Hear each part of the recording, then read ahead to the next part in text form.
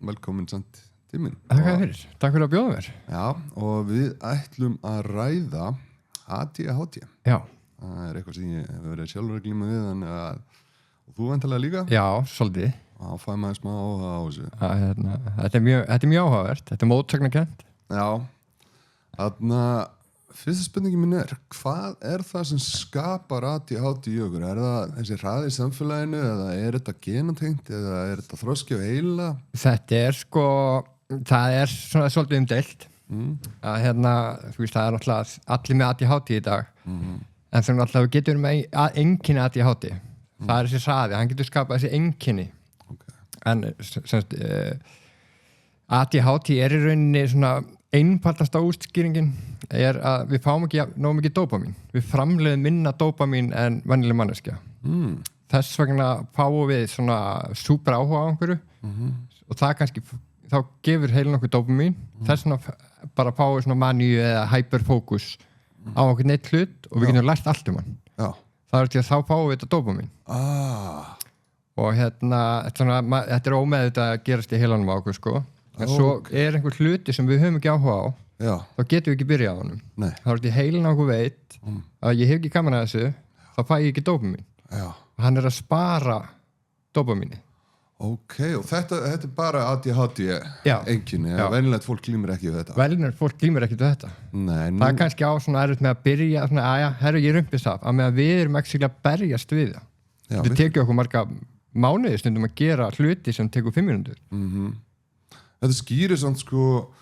bara þegar maður er að gera eitthvað, maður verður svo pirrar og þetta er svo rosalega leiðilegt. Þetta er svo erfitt og en svo dettum við í þetta þunglindi að við, eins og ég veit nú ekki íslensku orði, að því ég er að læra þetta semst í gegnum enskan skóla, semst ADHD markþjálfun, að ég er með ensku orðin svolítið, það er svona ADHD paralysis, að við bókstaflega lömumst. Ef við erum stressuð fyrir einhverju, við erum að fara eitthvað, þá getur við fest í sófanum bara og skrolla, svona doomskrolla. En það er ekki út í að við erum eitthvað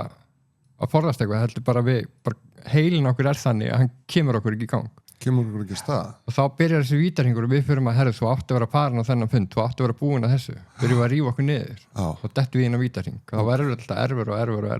Já, vinur minn sagði við mig að ég væri með gríðarlegan verkkvíða.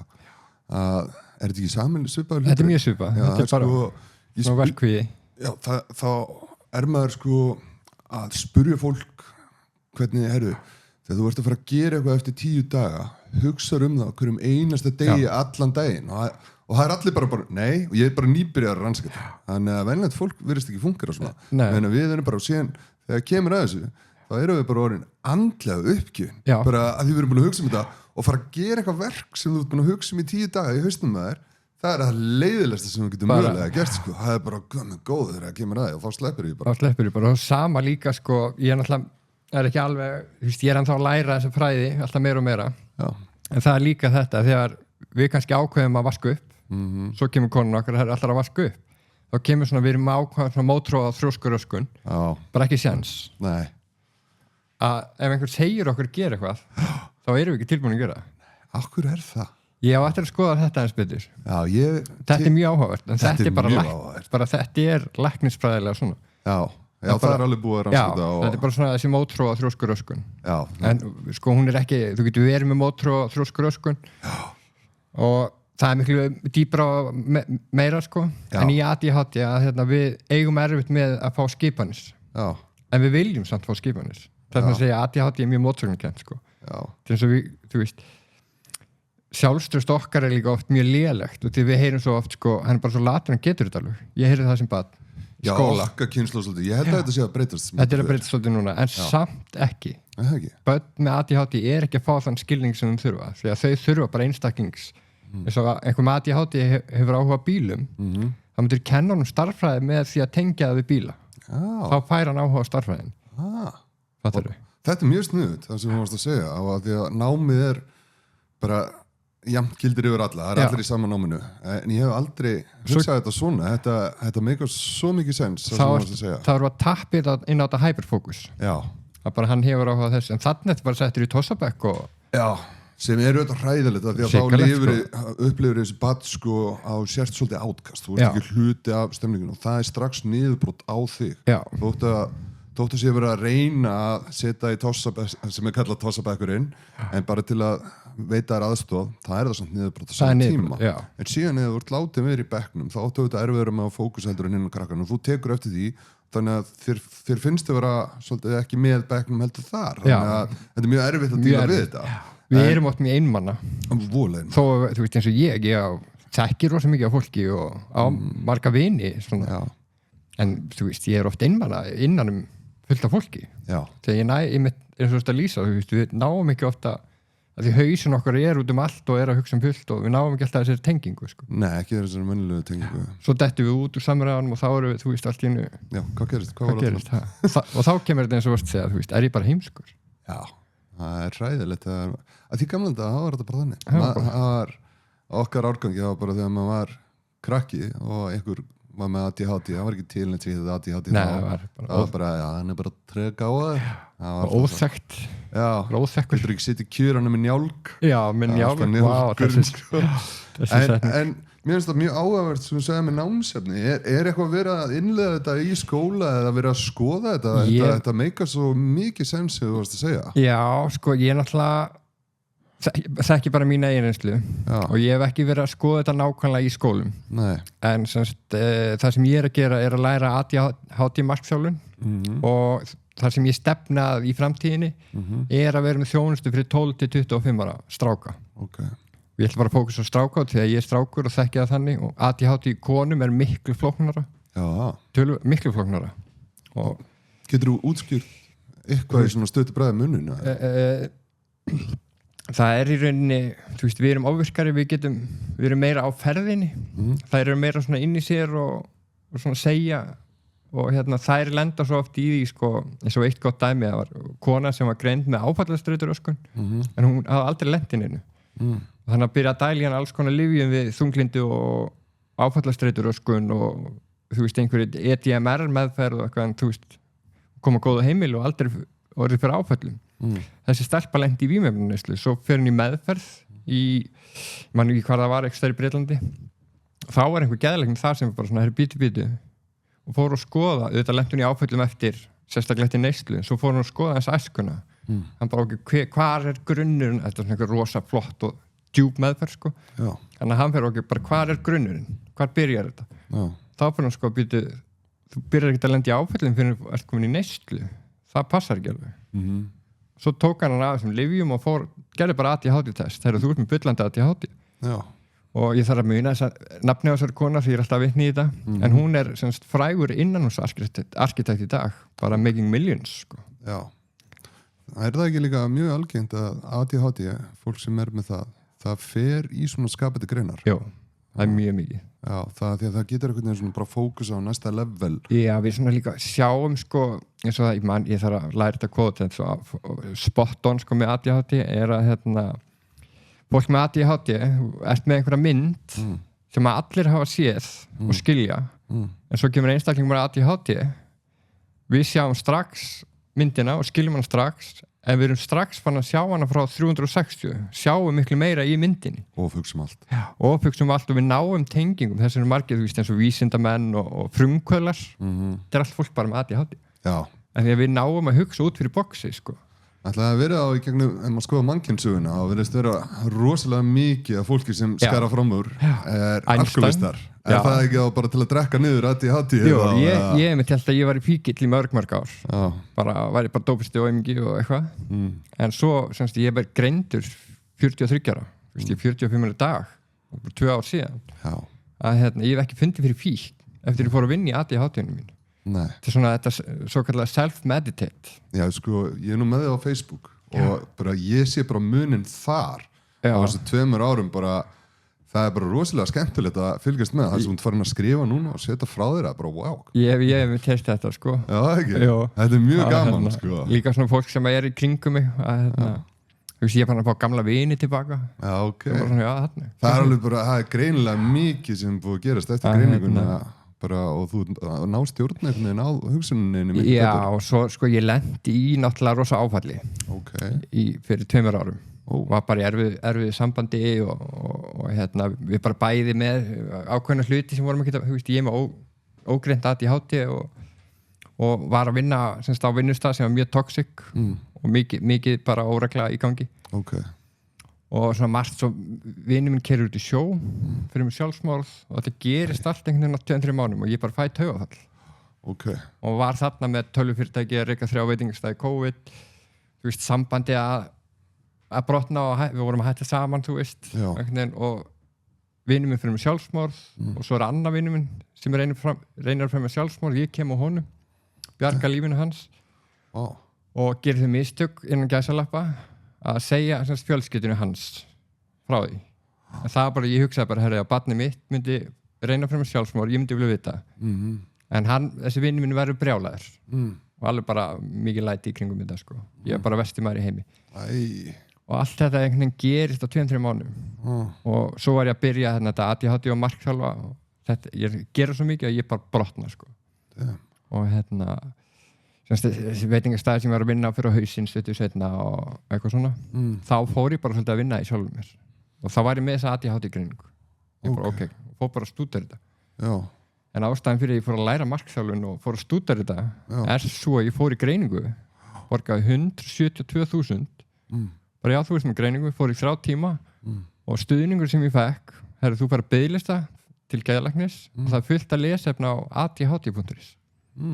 það var þjónustan sem ég fekk hljóman ekki til sjálf að góða þjónustu Nei, en svona virkar kerfið og svo lendi ég líka sko, bara í þessu íslenska heilbrigðiskerfi umsóknin mín týndist þannig ég fór aftur aftast Nei Já. Og þá fekk ég bara hyperfókus á ADHD Það er svona gott að það fengi áhuga á því maður og greinilega búin að gera margt í og ég samryggist með vinnin áðan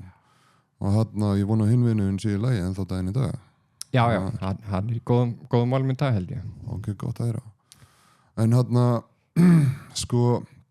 það var eitt annað sem þú sagðir það var með dópamínið hvernig við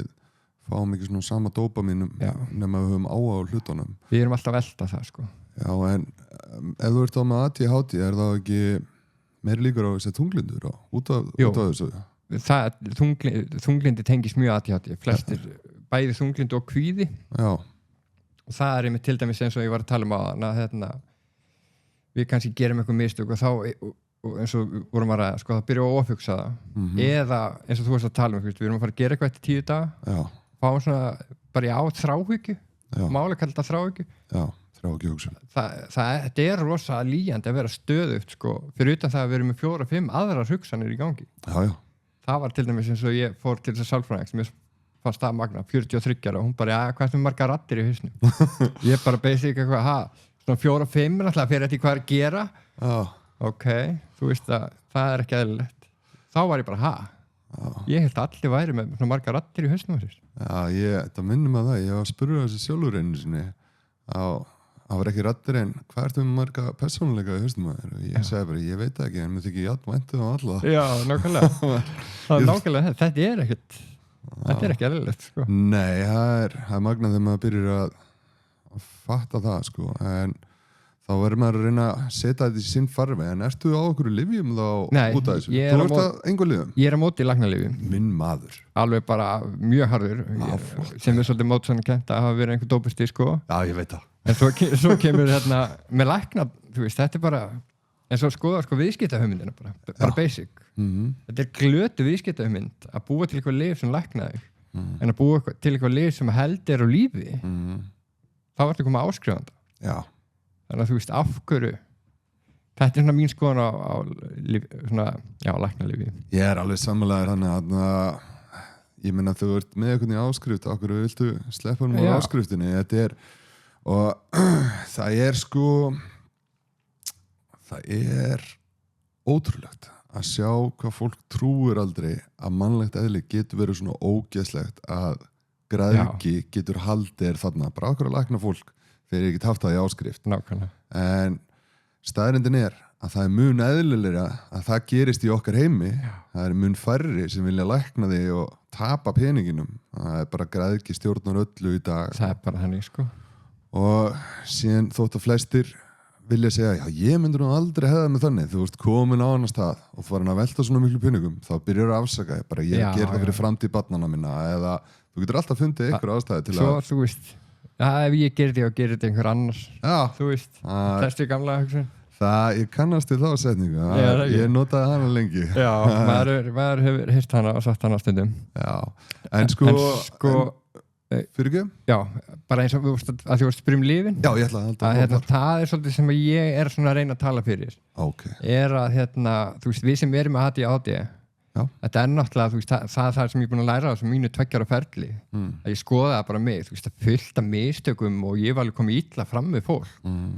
Og ADHD var kannski ástæðan, það er ekki afsökun. Ég þarf alveg eins og alkoholisti, þarf að fara að mæta á aðfund, eða krabbameinssjúklingur þarf að fara að mæta að taka lyfin, þá þarf ég að taka ábyrgð á mínum sjúkdóm. Já. Og þar kemur inn þessi ADHD-markjálun sem ég er með og þessi fróðleikur sem ég vil svolítið að fara meir í skóla. Já. Að þú verður bara, þú veist, þú læknast aldrei af ADHD. Nei. En það er líka þetta ADHD superpowers. Við með ADHD, við erum ótrúlega dugleg. Við erum oft með gáfið, eins og við erum að ræða á hann, við getum hugsað svolítið fyrir boxið. Já. En við verðum að taka svolítið stjórnin og vera meðvituð þú veist, svefn, næring, hvaða content, þú veist, bíómyndi, bækur og hlaðvörp og við hlustum á, að þetta hefur miklu meiri áhrif á okkur, heldur en aðra. Já. Þess að við elskum eitthvað, þá elskum við miklu meira en næsta manneskja. Já. Og saman með við hötum eitthvað, þá hötum hann miklu meira en næsta manneskja. Já. Svona ýktir persónuleikar. Já, allt sem við gerum ógeðslega ýkt. Já, þannig að finna bara farveg fyrir þetta, en sko segjum núna að sé okkur bara ykkur frá 20 til 40 að hlusta og svona, ég að tengja við allt sem að tala og hvernig á ég að ná þessu undir stjórn, hvað myndir það að segja við þann viðkomandi og núna, hvað ætti hann að byrja? Byrja bara að til dæmis bara ADHD.is, það hellingur á fróðleik þar, en það mjög mikið. Þess vegna vil ég meina að ADHD-markjálun til dæmis mjög sterk. Til dæmis bara inn á heimasíðunni minni ég að reyna svona hægt og rólega að koma inn með þar efni, þannig að þau eru ekki endilega alltaf að koma til mín. Nei. Þú veist, það dýrt, því ég náttúrulega bara einstaklingur og þú veist, ég að vinna mig upp úr gjaldþroti og svona. Þannig að ég get ekki verið að gefa öllum minn tíma. Nei. En ég vil samt vera að hjálpa fólki. Þannig að það fullt af fróðleik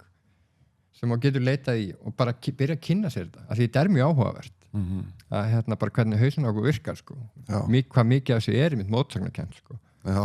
Að við erum óslega duglega og klára við samt óslega löt. Og lokum okkur af. En samt óslega opinn og hress og eigum marga vini. Samt einmanna, þú veist. Við erum mjög mótsamkennd þarna, sko, við þurfum að fólki að halda, en við þólaðum ekki á saman tíma. Já, það alveg nákvæmlega þannig, sko. Já, þetta og við erum í stanslausri baráttu við okkur, ADHD-hópurinn. Það var alltaf meðan innri bardaga sem almenningu virðist ekki skilja. Og munir örugglega aldrei skilja fyrir ekki að grepa með þér. En það eru 2 hliðar, ekki fleiri, alltaf að berjast hver á að stjórna eitthvað neginn. Hvort það mátti að vera verið í niðurbrotinu eða hvort það sé, yes, einn daginn og já, maður þarf að reyna að temja þetta svolítið og þá eins og hreyfing eiginlega grunnurinn bara, hún rosa mikilvæg hreyfing, svefn og næring miklu betra heldur en að vera að taka einhver lyf sem að svo gleymur fólk að taka lyf, maður hefur heilt sögur af því svo gleymur lyfjónum og þá fer allt í kerfi, sko. Eða tekur 2-faldan skammta því að myndi ekki að búa að taka lyf og verður síðan, annað mjög hæpir eða rólegt, það fyrir eftir hvernig liðin fara í það, sko. En þú segði líka kvíða. Getur þetta að farið út í ofsakvíða þá? Já, ég getur alveg gert það bara bæði eins og meira verkkvíða og líka bara ekki beint félagsfælni en að því að það þróast með okkur. Já. Og þú veist, við gerum, að því að við erum svo hvatvís líka við gerum fullt af mistökum og við erum svo oft hrædd, sko, sérstaklega að fara inn í nýjar aðstæður þar sem er mikið af fólki sem þekkjum ekki endilega og þá erum við rosalega stressuð við erum svo hrædd við að gera mistök og þá kemur þessi svona félagskvíði til dæmis það þú veist, við erum meina félagskvíða, verkkvíða og bara þetta þunglir þetta niðurif að þú veist okkur, að við erum búin að heyra þetta að bara latur eða þú veist erst í sambandi með manneskju sem skilur þetta ekki og segir, akkur gerur þetta ekki? Þetta er svo einfalt. Vist, þessar raddir við erum að spila, það er endalaust í okkur. Já. Þá fáum við bara kvíða, sko. Já, sko, þetta man segja að fara í aðstæðinu svo veisla eða eitthvað svoleiðis sem er búið í. þá byrjum maður að hugsa viðkomandi, bara hvað ég að tala um hvað ef fólk líkar ekki við mig, hvað ef ég stend einn út í horni og enginn að koma til mín og kemur allt þetta og læðist hérna inn í hausinn á manni og þá oft bara dæmt, þetta verður ömuleg veisla og síðan bara mætu þú, ert bara leiðilegasta personan á svæðinu bara fyrir vikið og síðan bara, ég vissi það, talar ekki við mig og gerir ekki grein fyrir það því að þú ert búin að hugsa svo neikvægt þetta og þú kemur bara með þessa neikvæðu orku með þér út frá þessu og þetta verður nákvæmlega eins og þú varst búin að spá bara út af því hvernig þú ert búin að bara ruggla upp hausnum manifesti það bara basically sko. Þetta bara nákvæmlega eins og þú ert að lýsa sko. Svo erum við bara tilbúin þá er bara komin einhver veggur fólk bara eitthvað, þessi vill ekki tala við neitt nákvæmlega, ég bara finnur bara svona orkun og bara láta mig vera, það er öll leðilega það maður er búin að setja til skiljið mikið þetta alveg stórmerkilegt sko. Við erum alveg snar alveg snar sko. En þá er bara að vera, þú veist bara leifa sér, það er líka annað sem ég tala svolítið fyrir, þú veist, við megum gera mistök, við erum mannleg við þurfum bara að taka ábyrgð því, skilur við fyrirgefningar en ekki að rífa okkur niður, þú veist en ekki aldrei, þú veist, eins og ég notaði þetta sem afsökun ég er bara með ADHD þú veist, það er kannski ástæðan en það er kannski ekki afsökun veist, það er alltaf á okkur að taka ábyrgð á þessu. Það er samt rosalega íslenskt að biðja ekki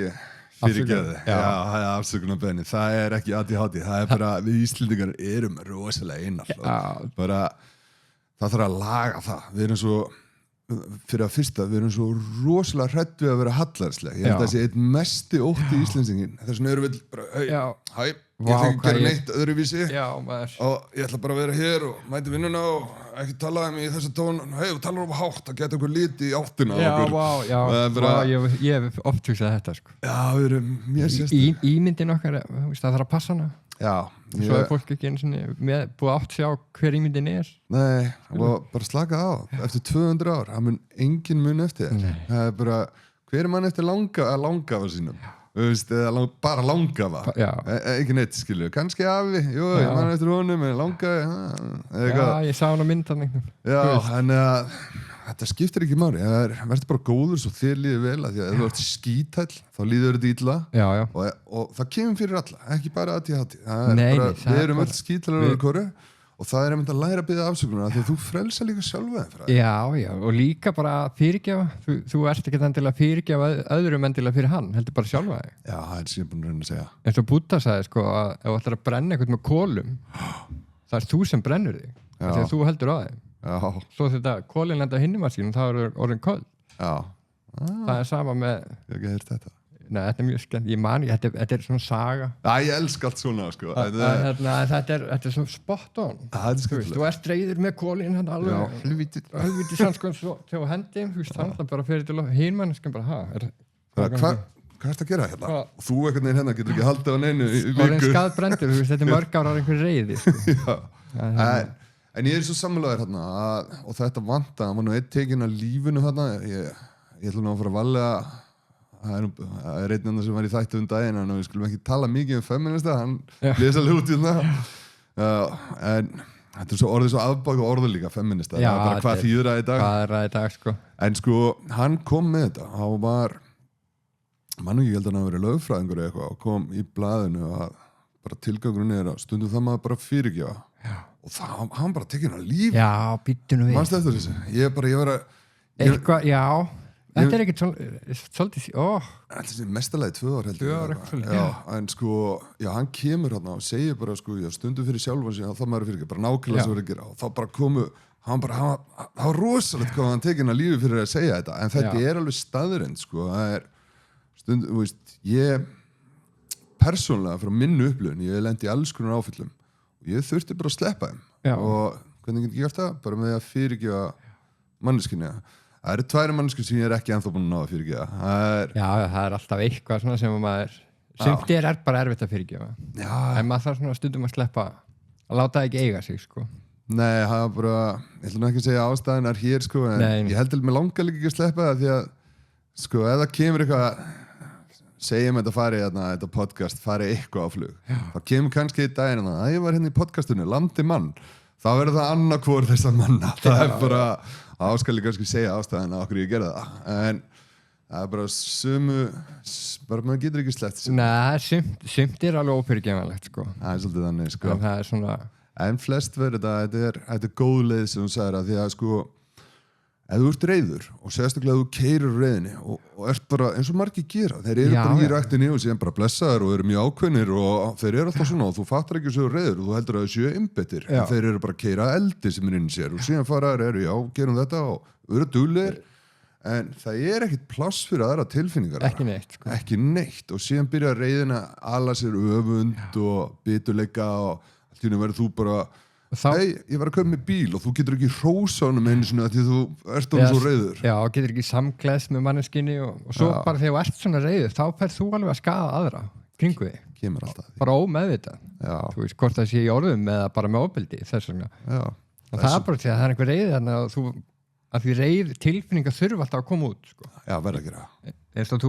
þú segir sko þú hefur séð mig á Facebook, ég er rosa svona tilfinninga að vera Já, gaman að og en ég er alveg þannig að maður bara segja svolítið hvernig mann líður en ég meina þetta er rosa erfitt ég var alveg upplifað það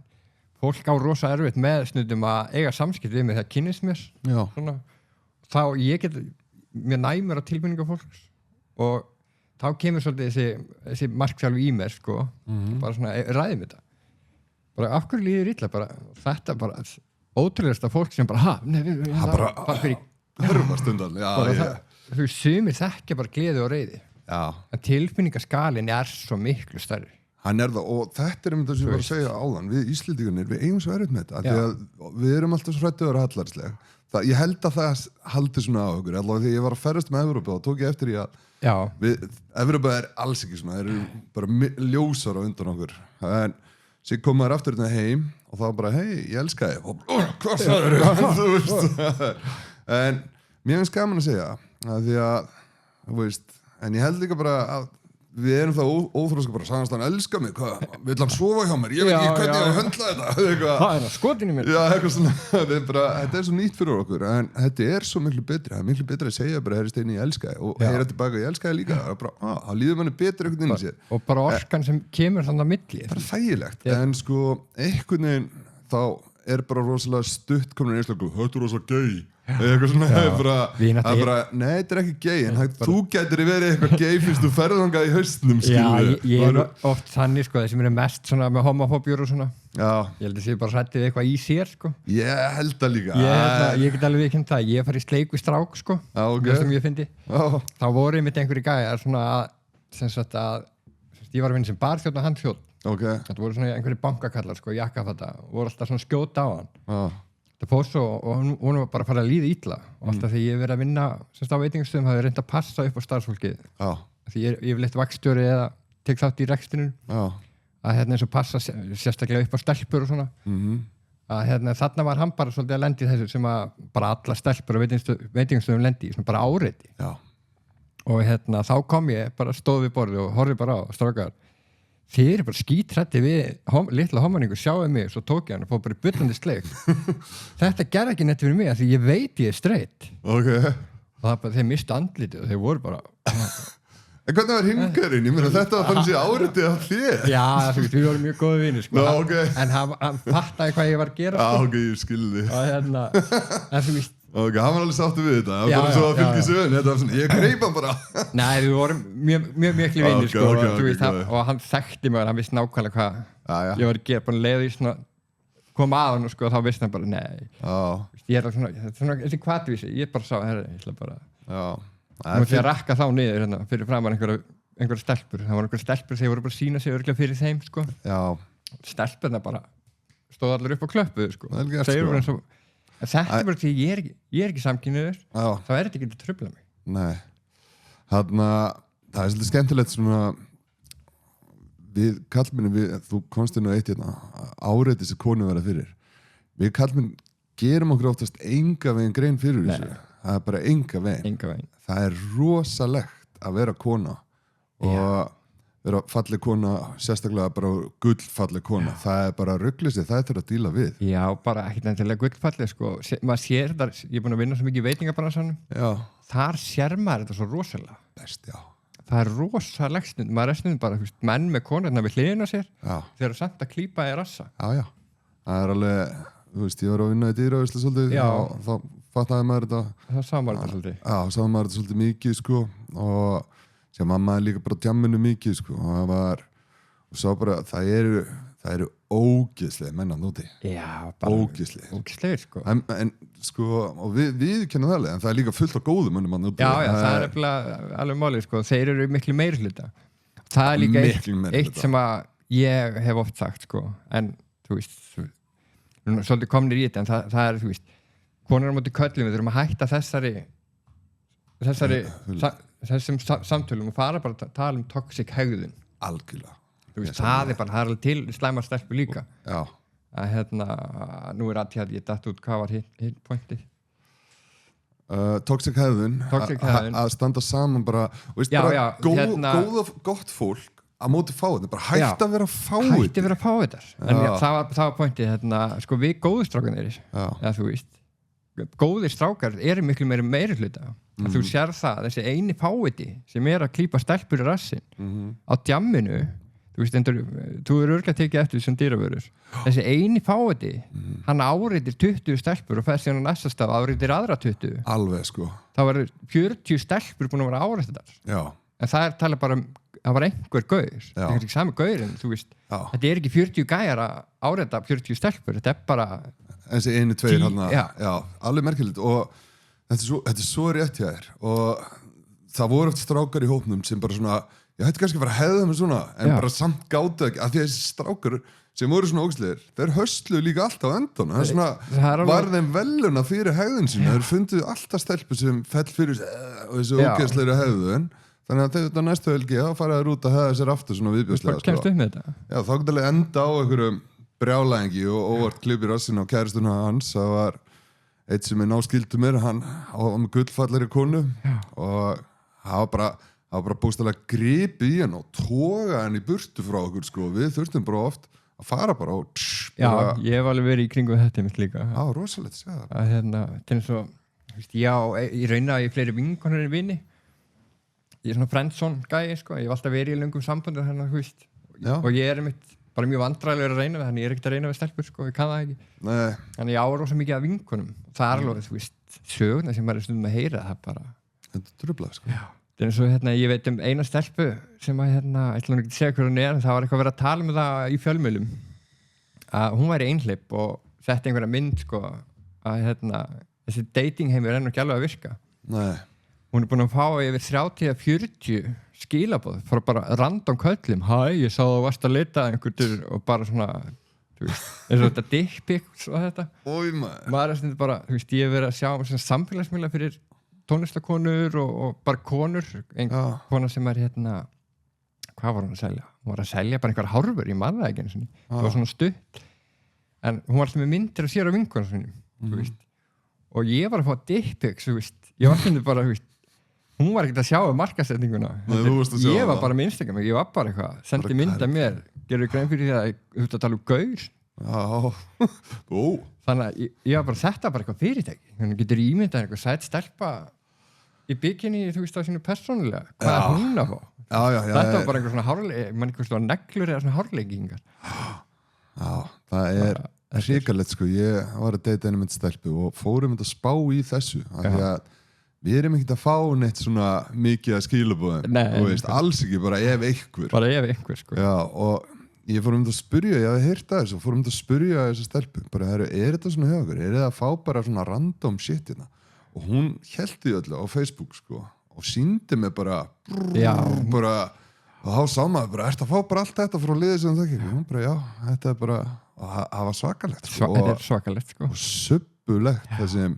þú veist, svona opnarlínur og síðan, ég hef aldrei fattað þetta dick pic dæmi, sko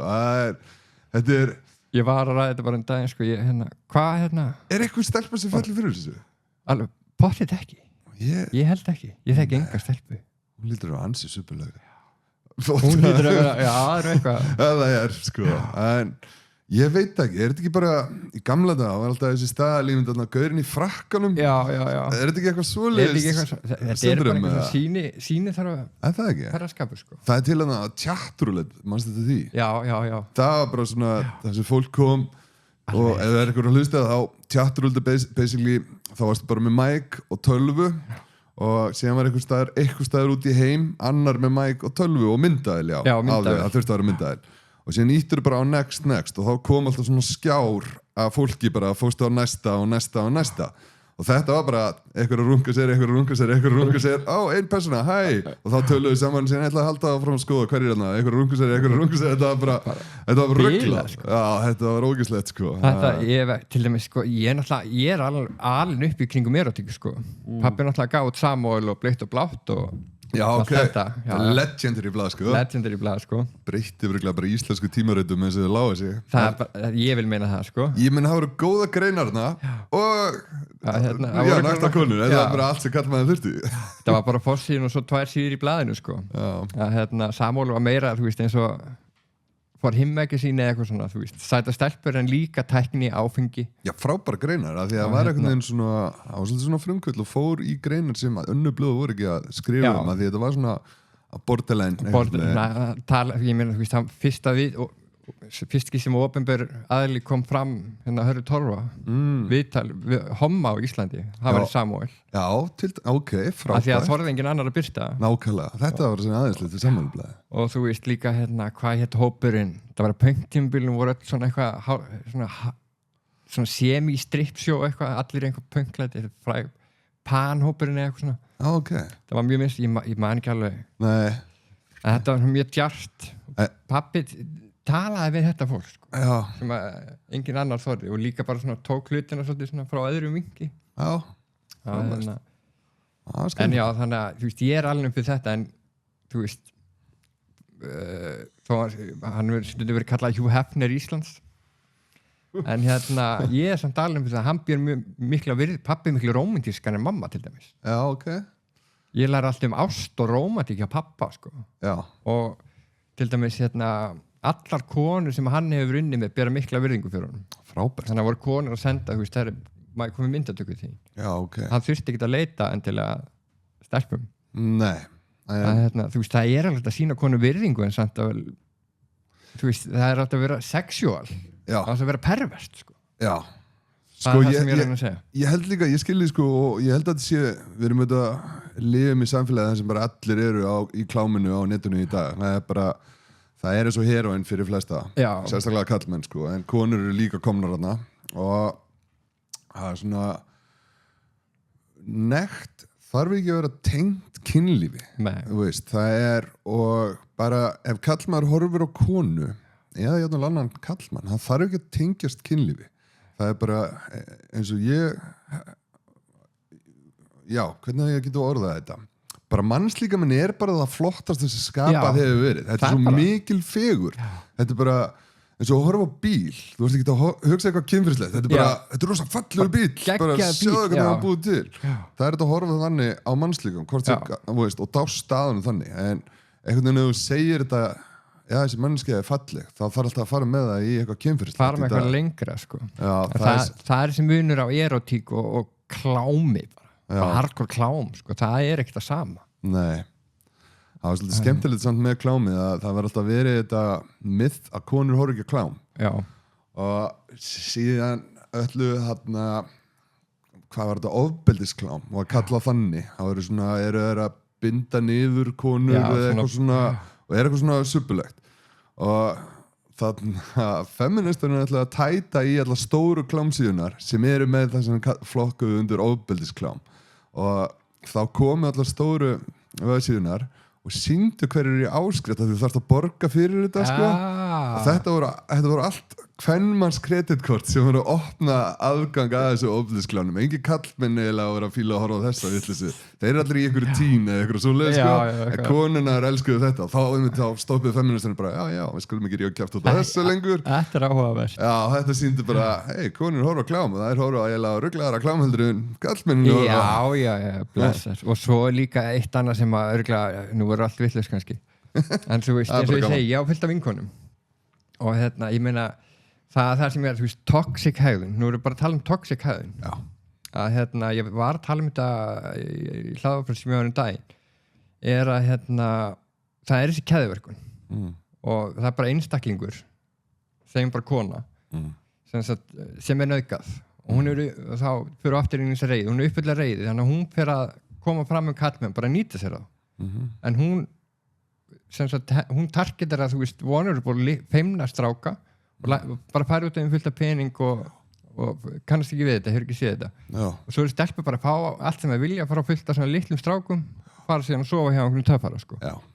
En þá keðvirkun hafin og þá kemur þessi brotni feimni strákur hann bara okkur stelpur eru bara að fá þetta og hann byrjar að koma illa fram með konur þá þessi keðvirkun bara þetta svolítið sem við þurfum að fara og svo núna erum við komin bara við á móti ykkur þetta ekki þannig, þetta bara toxic keðun en ég skil alveg það svona þetta umhverfi sem við erum að skapa engin, þetta ekki bara kallmenn sem að búa til svona umhverfi Nei, þetta nefnilega bara þetta bara fólk sem skemmt og broti fólk, brýtur fólk þetta bara svolítið þannig ég búin að hugsa þetta lengi og það eru til mega fáiðar þetta ekki kynjatengt að vera fáiði þetta er mannveran og síðan sko því miður þá þetta eins og þú segir oft þetta bara áföll og það þarf að hjálpa viðkomandi en það líka siðblind liðan úti sem bara að fæðist eitthvað gallað í hausnum en það bara rosalega, ég búin að skoða þetta sko, eins og þú getur verið siðlaus eftir mikla neyslu getum sérstaklega að nota mikið kókain ég tekið svona kókain kúra ég fann alveg siðleysi mitt hvað ég var svona meira sama þú veist, þetta gerist það en það fæðist engin vondur það ekki nema 2-3% og þetta er búið að vera rannsakað ekki svona vísvitandi vondur bara svona evil, ég að tala um við evil erum samt svolítið vond sko, því ég hef átt þess að samræði og þú getur fara á leikskólan og þá hefur verið Steini, ekki vera að býta hérna við gerum það, en við vitum ekki betur en svo þetta oft líka bara ógreint, þú veist, áföll eða ADHD, við með ADHD þetta eins og ég var í sambandi og þetta var undir miklu álagi og svona og ég beitt hana bara, hegðun mín var bara andlegt ofbeldi en ég var ekki að vera vondi við hana þetta bara, hún tryggera, þú veist, ég var í þannig aðstæði mikið að gera, mikið álag og svo var hún eitthvað að tala mig og það bara hvæsti og öskraði bara á hana veist, þarna var ég bara fáði lokast svona af og gerir ekki grein fyrir í stundum ég var bara vond og bara svona kvass hvernig, svona kaldur ég get verið rosalegur í kjaftinum sko. þess vegna örugglega góður sölumæður að þú veist og ég fljótur að sjá veikleika hjá fólki og á þessum tíma þá nýtti ég það bara hún kannski móðgað með eitthvað þú veist, eitthvað smá, hún kannski gerði eitthvað smá en þá kom ég bara, þú ert bara aumingi þú veist, en ég sagði ekki þá sagði ég bara, þú ert aumingi til að þú ert þér langar að gera þetta, en hefur ekki gert það út til því að þú ert svo mikil, þú veist setur á í svona spæring ástæð bara svona bara nýttist á henni en við erum góði vinni í dag, ég baði hann afsökunar og líka bara þetta eins og þú lístir á, hún er búin að sjá breytinguna þetta er bassmóða mín önnur bassmóða mín en þú veist, við erum mjög náinn í dag sko. það er mjög magna samband sko. og þetta er bara yndislegt að heyra þetta að þú ert meðvendar þetta og þú talar þetta og þú gerður upp fyrir þetta það baðst þann afsökunar og það það sem við vorum að ræða þetta áðan þetta vantar svo í okkur Íslendinga að við getum beðist afsökunar að við getum viðurkennt að ég var fáiði en svo líka má ég grípa fram að þú ert að tala um fyrirgefninguna að það, þú veist, það eitt sem fyrirgefðu en svo annað sem fyrirgefðu að ég gerði þetta og það þú veist, það er ekki nóg að segja bara fyrirgefðu þú verður að útskýra eins og ég fann alveg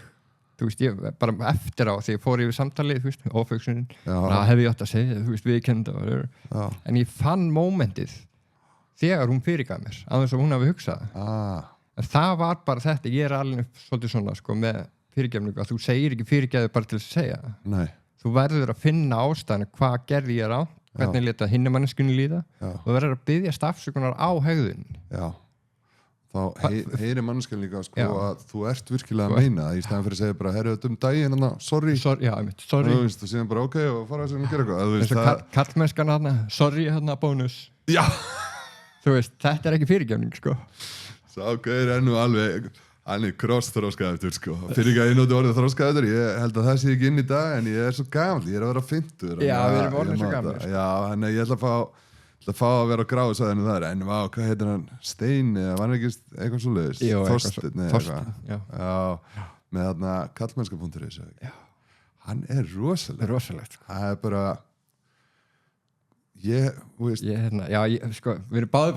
við getum báðir tala sko. Þarna bara að við erum orðleysi ég veit ekki hvað ég að segja sko. Nei, sko ég er að reyna að hugsa ykkur fallaða leið svona Nei, hann er ég meina, hann meinar vel en hann er að fara ranga leið Já, sko ég held bara, konan er hún ekki einhver sálfræðingur minni það og ég held að hún sé bara algjörlega búin að eyðileggja hann er bara að sitja bara hvað er að gerast bara það er eitthvað og hún með strappuninn í skápið eða eitthvað skilur það er eitthvað skrítið í gangi nokkra starfir það er eitthvað, þetta er til dæmis eins og meira hnífaburð það er svona hnífaburðin í samfélaginu í dag ég meina ég var alveg verið innan alls konar fólk sko. Ég meina ég held að skambissi fyrst skipti sko 1995 ég meina það hefur alveg verið vopnaburður undir heimunum og svona en þetta er orðið miklu bara krakka sem er ekkert í einhverjum glæpum ég er ekki í þessum heim sem þú þarft kannski að verja ég er nú ekki að réttlæta vopnaburður en í ákveðnum aðstæðum þá kannski þarft að verja en þegar nú er þetta bara brotnir hrættir krakkar sem fá ekki aðstöð hvorki þau inn í fjölskylduna, þetta er bara eitthvað coping mechanism Já, sko það eru svona hluta til það eru 2 ástæður fyrir þessu held ég allavega svona 2 ríkjandi eða 3 ríkjandi ástæður og svo fyrsta er þetta mjög augljós það er þessi greiði aðgangur internetsins að alls konar viðbjóðar bara og endalastu upplýsingaflæði þú ert að sjá hluti sko, ég meina sem þú átt ekki að vera að sjá og bara heilin við hefum aldrei upplifað svona tíma heilin er ekki tilbúin í þetta punktur, sko. Þetta er, ég meina þegar ég var ungur í grunnskóla ég held að það hefur verið 9. bekkur og sýnt mynd frá Afríku eða 8. bekka eða 9. og við vorum vel bara að sjáðu brjóstin bara út á höll og einhvern veginn allir bekkurum var að tala þetta af því að það var ekkert internet og ekkert svoleiðis og síðan kom þessi Cannibal Holocaust mynd sem eða horfður hann í dag það var hann bara eitthvað grín sko Faces of Death og þetta það var enda það var svolítið næsti sko já, en samt grín með það sem krakkar eru að segja þetta á netinu þetta er eina ástæð þetta er geggjaður punktur sko þannig að bara þeir eru svo dofin þarna að sjá hluti önnur ástæð er að við erum búin að taka þessa krakka og ADHD-krakkarnir eru oftast þeir sem fara í neyslu, fara með glæpi og fara að gera eitthvað. Við tökum þá bara 8 ára gamla og byrjum að gefa þeim lyf og við erum búin að venja það á að nota lyf og ég talaði nú þetta fyrir löngu gerði nú eitthvað vídeo og talaði að framtíðin er nú bara þannig að það myndi allir þessi krakkar myndi byrja að brjótast inn og þeim myndi vera alveg sama, byrja miklu meira ofbeldi og það er ástæðan fyrir það þegar þú ert búin að venja þessi krakka frá 8 ára aldri að taka þessi töflu og síðan byrja þær í neyslu og fara þær frekar í lækna dóps neyslu sem er núna inn í dag og að vissi það allir í mínum tíma þegar ég var í neyslu sjálfur og var stjórnandi partíunum og með mín risapartí þá ef þú varst í lækna dóps neyslu þá fekkst ekki komið í partítímin ég nefnilega er þessar kynslu líka ég man að leta þessi það var bara að því að þú varst svo rugglaður, þá gæst bara að fyrir að stinga einhvern veginn að stóla ykkur og varst svo bilaður ég man alveg þessi nefnilega þannig að læknarnir, þeir breyttu rosalega neysluumhverfinu á þess að gera grein fyrir þetta þú ert búin að vera að taka pillu alltaf en ævi þá er þetta bara, taka einhverja pillur en þú komast í vímu, ekkert mál. Þú ert búin að, og þetta heldur sé ástæða 2 og núna er ADHD mitt að kikka inn af því ég man ekki ástæða 3 en ég held að þetta er náttúrulega margar ástæður líka bara þessi hraði og þú veist, svo er alveg hægt að fara út í það þú veist, mamma og pappi get ekki borgað húsnæðinu lengur þannig að þau ná ekkert að sinna börnunum það er reyndar alveg rétt sko þetta er margt en það er einhvern veginn allar rannsóknir fyrir ekki að gripa fram fyrir þér en sko, nú getur við skoða endalausar rannsóknir allar kreppur á sér alltaf ofbeldisglæpir fara upp í öllu kreppum það gerist alltaf það er bara henni sko það fylgir í bara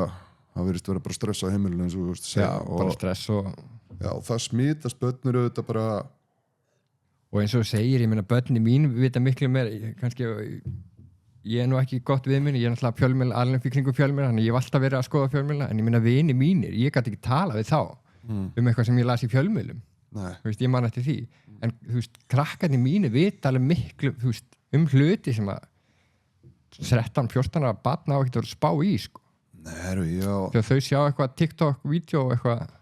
Ég á 10 ára dóttir sko. Ég alltaf að segja við hana, akkur þetta spáði þessu. Skrifast út í Facebook status þetta og gerir grína þessu.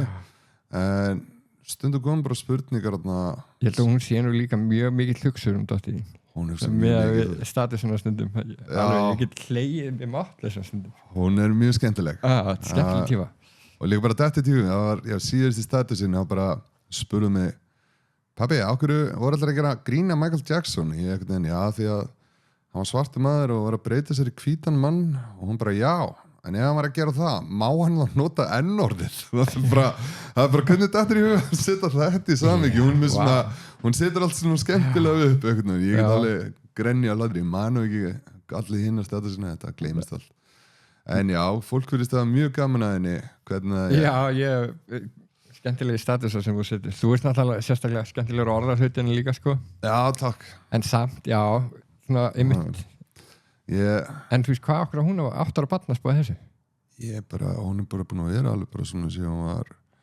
Já, hún byrjaði að komast, sko, við tókum fyrir mjög snemma og hún væri á netinu. Þá fórum bara til vinkunni sinnar. Það er nefnilega annað, sko. Já, komst á netið þar. Þar komst hún í alls konar upplýsingar og veist, þessi krakkar eru þetta miljónsinnum sniður heldur við. Hún var bara allt í henni sé í hann og bara, herðu, hvað er þetta? Og hún byrjaði að setja bara vídeos, ég held að þetta, þegar hún var 6-7 ára og var strax byrjaði að setja vídeo á YouTube. Bara, hvernig fattar þetta? Það er bara mjög auðvelt, gerir bara svona. Bara herru, róa sig. Þannig að við tókum það út, sko. En, þú veist, ef þú kannt eitthvað á þetta eins og vinur mér reyndar sýndi með það, ég er svo tæknifallaður að núna er ég bara búin að vera að fylgjast með stríðun í Úkraínu, bara í beinni þeir eru alltaf með svona kamerur hérna á hjálminu sínum eða bodykamerur og síðan bara upplótaður þessu á vissa síður og ef þú ert með þetta, þá ertu bara þú ert í bardáni, ég er alltaf og síðan eru með drónana líka, það eru kamerur á þeim og ég er alveg, ég er svo mér finnst þetta svo sérstakt ég er mjög áhugavert þannig að ég er bara horfandi á þetta stríð all daginn en þetta er mjög merkilegt og þá sé maður nú stundum hvað þetta er einhliða það kom eitthvað, já rússar eru svo vondir þeir pína fangarna sína og þessi vídeo síðan við erum að horfa því þeir leif ekki rússunum að upplóta neitt sko, nema að sé eitthvað neikvætt en þetta eru úkrainsk og þeir eru sko pínandi fangarna, þeir eru að pína rússana það er nasti að sjá hvað ég gera þarna stundum sko. Ég er nú ekki einhvern pró-rússi en ég held að fólk sé svolítið að miskilda sko, Úkraína er ekkert eitthvað saklaus þjóð sko þeir fyrir stríð til dæmis eins og barnaníðingar mikið af barnaningum í Úkraínu það er alveg vandamál, þekkt vandamál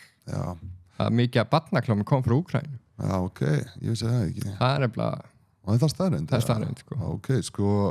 ég veit að þetta land er búið að vera bara alveg í ruglun í langa tíma. Það var... Joe Biden og svona, þú veist, með einhverja spillingadæmi í gangi og þetta er allt mjög skrítið, sko. Laptoptölun og þetta. En þarna, síðan komu upp að mikið að svona rannsóknarstofum eins og Wuhan sem kom COVID að stað. Það er alveg þó nokkuð margar þannig þarna sem enginn veit hvað er verið að gera sko og það er oft talið að Rússin hafi farið inn út af þeim að því að þeir hafi verið að þróa okkur biological svona efnavopna en þetta var þeir náðu að loka þeim áður Rússin komst að þeim en það er alveg vitamál að þeir voru þarna núna En svo er líka bara annað með fjölmiðla að þess að fara kannski ekkert á mikið það sem að má byrtast í fjölmiðla það kemur í fjölmiðla það sem á ekki að fara í fjölmiðla það fer ekkert í fjölmiðla sko. Það er svolítið þannig það er bara þannig sko. Og síðan er þetta líka bara með hverju stöndu við og þú verður að hlusta þetta er í dag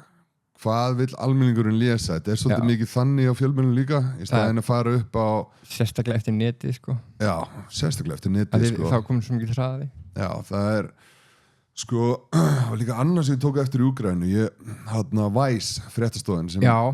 hún var mikið að fjalla Úkraínu sínum tíma og hún byrjaði hún ekki í Kanada og fór til New York eða byrjaði í New York og fór til Kanada Já, það var svoleiðis Já, minni, þetta var einhver saga en allavega rosalega vestrænt bara gerist ekki meira bara, þú veist, Bandaríkjunum og Kanada en hún var að byrja 2014 að fjalla nasisma í Úkraínu og ég byrjaði að horfa á þessi vídeo sem þeir voru að setja inn og þeir voru bara hérna með svastikuna, labbandi með fánana bara þúsundir saman eftir götunum og bara, vá, maður ekki séð þetta bara sem Hitler var uppið, skilur, eða Hitler-vídeóin og síðan kemur rússinarnir inn, já, ég ætla að uppræna nasisma, þá er allir bara, djöðlega að ruggla, hvað er aðanum og fjölmiðlar þögðu bara, hefur bara svona hreinsaðu allt út svona það content, að bara núna þú reynir að leita þessu vídeo og finnur þetta ekki. Nei. Það er ekkert mál að láta hluti hverfa á netinu, sko. Já, YouTube var fullt af þessu. Já, núna er þessi nasista myndu, þau eru öll farin. Ég man eftir þessu nefnilega og það var, sko, einhvern tímann sá í vídeo, sko, sem fóru yfir alla merkingar í úkraínska hernum.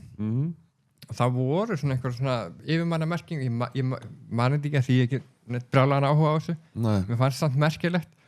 að þeir voru að nota fullt af merkjum sömu og nasistarnir. Þá var það ekki einhver svona hópur, heldur bara landið. Já, það einhver yfirmaður, ekki þetta SS, ég notaði bara sem dæmi. Þetta var bara eitthvað sama á nasistinn og táknaði það sama. Það var maður bara eitthvað svona, býtu, hvað er í gangi það? Já, en þetta er alveg grjótharði gauðra samt en ekki nema fyrir það eru búin að vera í svona mínistríði við rússana alveg endalaust lengi, sko, alltaf eitthvað að gerast þarna og það er samt þarna kom myndband þarna frá, maður ánum kannski ekki að vera að segja nafnum þess að þetta er eitt á ógeðslegasta sem ég séð á netinu, það er bara þessi forvitni mín, ég þarf að skoða allt, ég er bara já, þetta ADHD alveg, maður þarf að skoða allt og ég sá eitthvað mögulega versta myndband á netinu þá voru þeir að stæla þarna Two Girls in a Cup sem allir hafa heyrt sko sem bæði vegi, ég ætla nú áður en ég fyrir út í hitt þá ætla ég nú bara, þið sem voru plötu til að horfa á Two Girls in a Cup þetta er ís, þetta er súkkulaðís sem það er að éta hana þetta er ekki alvöru human figure og það, fólk veit þetta reyndar ekki, þannig að ég ætla að vona að einhverjum líður betur núna að núti að vita að þið voru að horfa á súkkulaði. Ég held ekki margir sem vita þetta, Þú vissir þetta? Ég vissi þetta, ég hef heyrði ekki það. Það er nefnilega ekki margir sem vita þetta. Ég er svona grúskar eins og þú, sko. Já, framvitin. Pabbi blaðmann, ég elska sko sögu hlutana, þú veist ástæðan og hver er sagan og hvers vegna var þetta gert. Þetta var eitthvað svona sprautar í þessu stóru og sprautað þannig upp og það er samt ógeðslegt. Þetta var samt ógeðslegt. Ég er nefnilega, sko, ég slapp alveg við þetta. Ég var á vinnustað og sem kemur einn skemmtilegri strákur sem ég heit Bjarki vinnu minn, fyrir að sjá þetta Bjarki og hann, hei strákar, þið verður alltaf að koma hérna og sjá þetta og síðan bara, hann smalaði alveg 7-8 manneski bak við töluskeiðan og ítur að play og ég líti á Bjarka og ég sé bara brosið á honum, ég ætla ekki að horfa á þetta það er bara, ég sá hann bara nema ég fer fyrir fram á töluskeiðan og horfum allar verið að horfa á þetta og það er allir bara, allir kallmennu þetta bara og síðan bara allt í hennu, nei en já, ég slapp þetta, en síðan var vídeo sem við fyrir maður sem var stæla þetta nafn, það var Psychopaths eða Maniac, manna ekki and the Hammer, hefur þið hört um þetta? Nei. Ekki horfa á þetta Ég mati að hátíðin, þú veist, nú verð ég að horfa á þetta því þú sagðir ekki að horfa á þetta Já, sko, þetta voru þú skalt freka bara lesa söguna bak við þess að gauðra og síðan ákveða hvort þú vilja horfa á þetta og horfa á þetta vídeo Þú verður alvarlegur núna að tala um þetta, sko Hvað segir það? Þú verður alveg alvarlegur þegar þú tala um þetta Já, þetta var rosalegt, Þetta eru mjungi strákar, ætli þið séu ekki bara 18 eða eitthvað, Davíð, getur þú flettið upp eða? Hvað þetta heitir, var þetta ekki Two Psychopaths and a Hammer eða Two Maniacs and a Hammer? Það var annarkvort og þeir eru á Úkraínu og þetta eru bara 2 fjöldamorgir og einn með kameru og hann slapp nú, ég skil nú ekki okkur en þeir voru bara, fóru út um allt og voru bara myrðandi róna sem voru svoðandi á bekkjum og lættist þér aðeins sko og byrjuði á kamera og svo komaði bara með hammer og byrjuði að lemja á hausinn sko og þeir myrtu vist ólétta konu þarna og já þetta er bumfight á styrum bara þetta er miklu verið en bumfight sko þetta er ógeðslegt en þetta vídeo sem ég var að tala um sko þá er maður hann er nýbúinn í og þetta er viðkvæmt bara þetta verður verra ef ykkur er að hlusta núna bara sem er viðkvæmur með viðkvæma sál þá er þetta bara, þetta er hryllilegt sem ég var að fara að tala um þannig að við leiðum kannski mjúta og já, allavega bara í næstu mínútuna sko en það er búið að vera eitthvað við en sko, hann að hjóla á milli bæja og hann nýbúinn í aðgerð á raddböndunum með í hálsinum, þannig að hann ekki minnuna rödd eins og hann getur ekki öskrað að tjá sig og þeir eru með bíl út í vegkanti og eru bara að bíða og hann kemur hjólandi og þá kemur hann með hamar og rótar hann og veist bara með opið húti á bílum eins og þessi bilaði bílinn og þetta eru bara 18 ára strákar mestalagi 20 eða eitthvað sko og síðan dragar hann út í skóin og eru síðan bara pínan og hann lætur lífið á hryllilegan hátt og þetta allt tekið upp á vídeo, það eru með skrúfjafn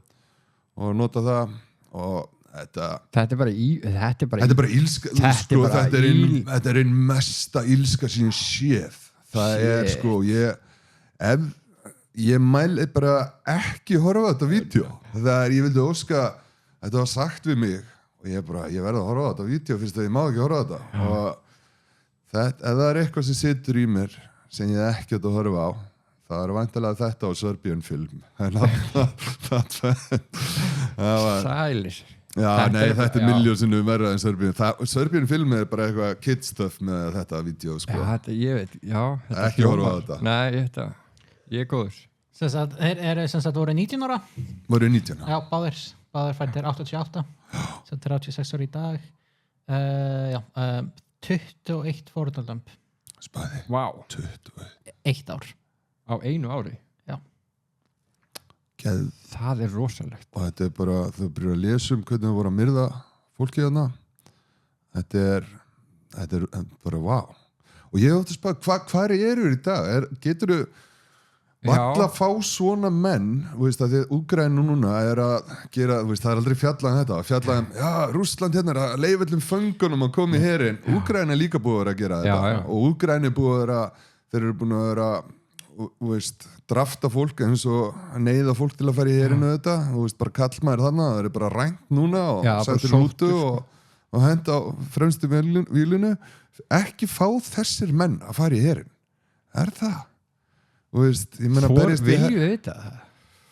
það er þetta rosalegt en þeir fá að berjast í 2 ár og fá það uppreisnar æru sko. ég get ekki trúa að leifa hverjum sem sko. en síðan rússarnir voru að leifa alveg snarrugluðu lið að tjána herins inn sko. bara worst of the worst sko. hræðilega síðan var einn daginn hann komið kannski smá tíminn núna hann náði að lifa tíman af í Úkraínu þannig að hann fekk sína uppreisnar æru og fór síðan strax á myrtökut sko. hann er komin aftur í fangilsu núna og þú getur ímyndið að í svona stríði þú hlýtur að missa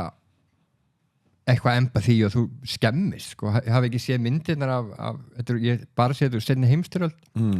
myndir af hermönnum fyrir stríð og eftir stríð þú sér bara sálinn er farin sko. þú veist okkur það er nei, ekki þeir eru búin að vera amfetamín allir tíman út úr spýtaðir ég finnst það svo fyndið þess að myndir bara sjá eitthvað stríð gerir við taktu mann og láta hann vera amfetamín í 2 ár og sýndi síðan fyrir og eftir leið á það þetta, það var bara svona ég þekki nokkru svona